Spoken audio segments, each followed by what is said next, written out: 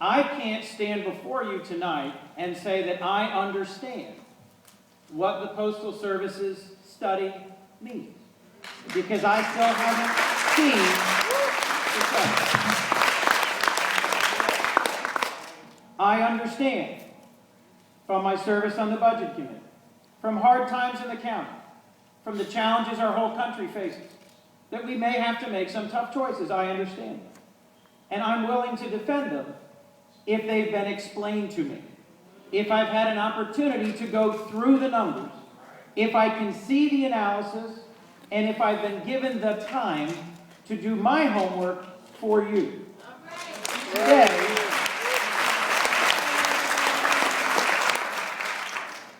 ladies and gentlemen of the jury, I cannot even make an opening statement in the case, why on earth would you support closing Hare's Corner?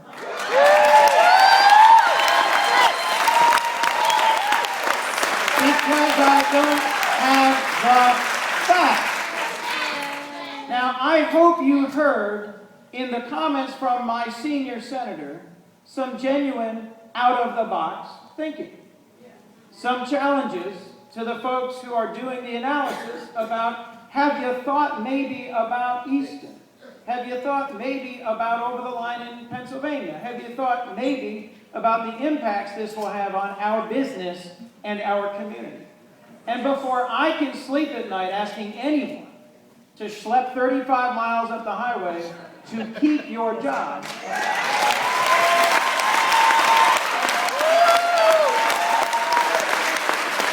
I've got to see some math. I have 12-year-old twin boys, and when I get a chance to get home to them, I have fun checking their homework.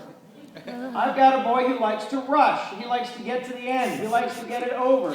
And I always say to him, show me your work. How does this math work? So when I see a chart that says $2.23 million in savings by eliminating 11 management positions, I go, do you have people making $220,000? I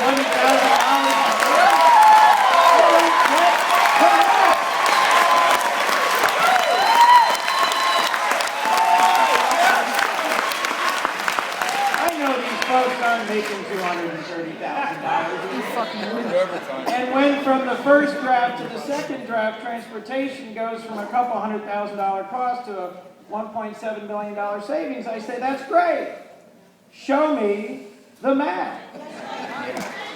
And if we're going to have to make some tough decisions, I'm fine with doing that. But I have to understand what it's based on. I have to know that if Alan's just worked really hard and the mayor of Middletown has just worked really hard to attract not just a little Amazon plant, but a great big Amazon plant. Amazon, woo!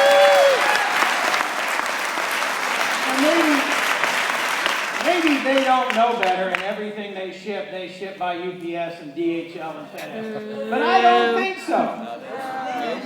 And it may be that we worked really hard to make sure that we persuaded Capital One when they bought the old, they bought ING and they bought the old HSBC. We worked really hard to get them to commit not to cutting 500 jobs in Delaware, but to growing 500 jobs in Delaware.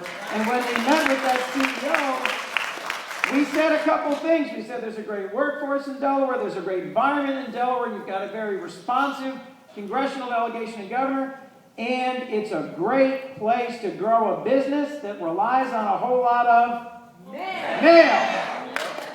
So if you're looking at things like that in my job for you, day in and day out, we go out and we rope in businesses to grow employment for people outside in our community, where we're assuming that the government-provided infrastructure that creates a great environment to grow jobs is here. I need to know where it's going. And when I look at the map, I get that we may have to have fewer mail processing centers in our country. And I appreciate your opening comment that the savings and reductions have been done without layoffs. But the numbers I see in this very brief and engaging little tantalizing chart in front of me doesn't look good to me.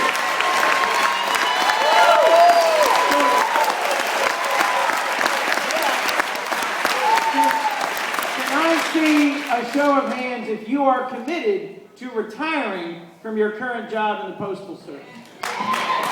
Retiring. You are committed to retiring. Let me make sure I understand.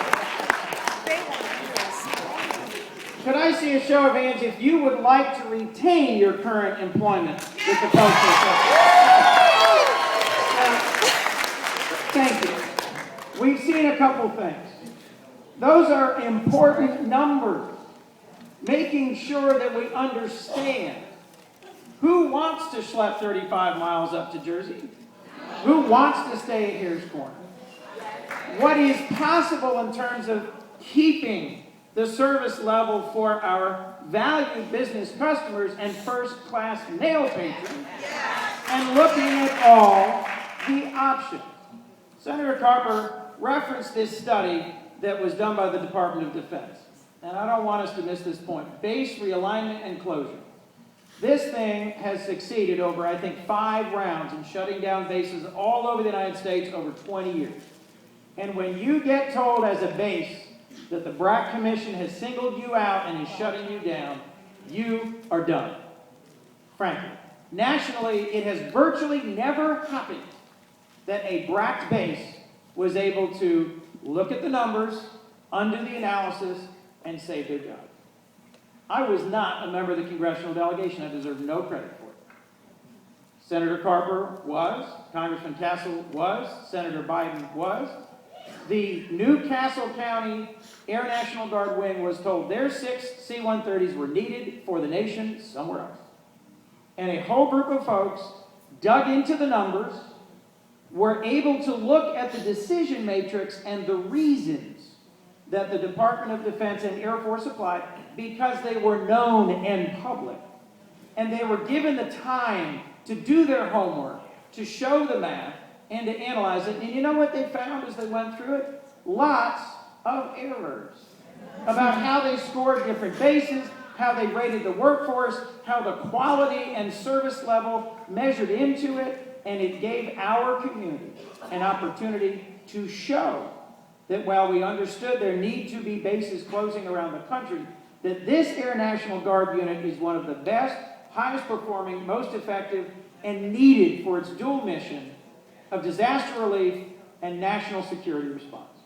I'm convinced that the efficiency and productivity of a center matters. So from what I hear anecdotally about Belmar and how it scores, and Hare's Corner and how it scores,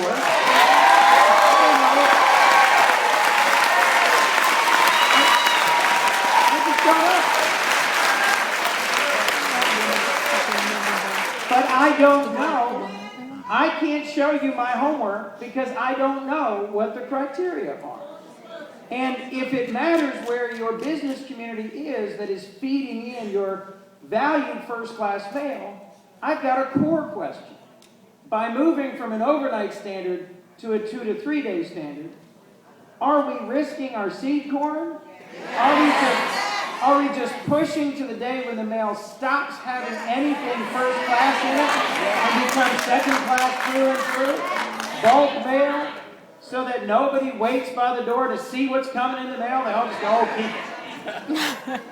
I see some enticing charts in the presentation, but they've only got 2 data points. I need to see the numbers so I can show you the math. What? I can't hear you. Let me close because I know we've got a lot more folks here. We've got a lot of things they want to ask and a lot of things they want to say. All I ask of our public servants in the postal system is this: that we recognize that great nations have national public postal systems.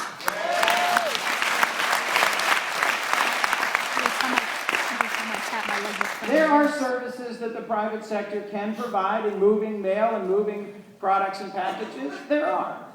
But they would never do what the postal system does.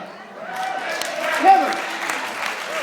A real live human being shows up at my door every single day and brings me things from all over the world. And it doesn't matter if I live in downtown Wilmington or the most remote corner of the southwest edge of Delaware or in the center of Montana, I can get pharmaceuticals, I can get mail from loved ones in the armed services overseas, I can get packages of any size or description, and I can get all of that through my federal government's postal service.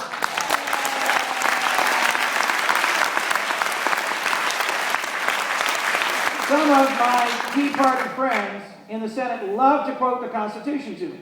And I love the Constitution every bit as they do. And you know, if you look closely in the Constitution, what you'll find? I think. You'll find a postal service. Won't you? Well, you tell me. Is there a postal service in the United States Constitution? Article 1. Is it something the Founding Fathers thought was so fundamental to nationhood that it was worth fighting for? Okay. A, it's worth fighting for. B, we need to expect of our friends that they will give us the math.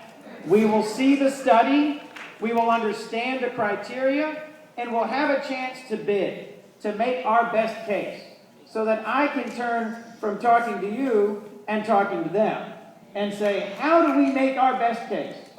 How do we allow the Postal Service and this processing center to engage in different kinds and ways of business?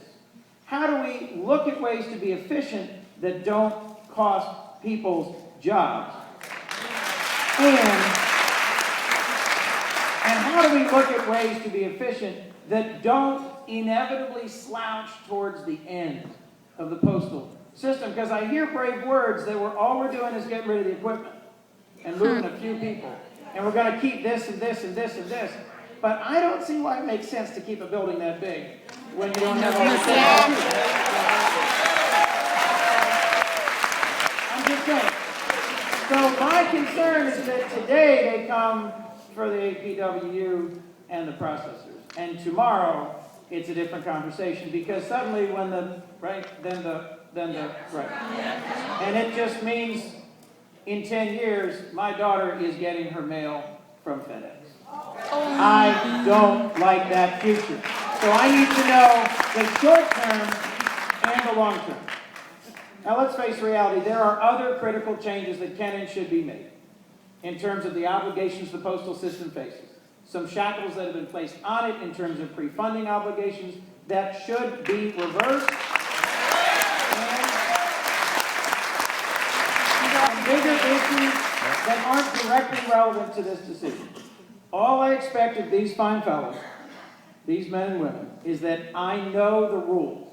I know what is the problem we are asked to solve, that I see their work, and that we be able to pitch in, be innovative, find out-of-the-box solutions, and make our best case. And then I want to know when and where is my court of appeal for the people of Newcastle, Delaware.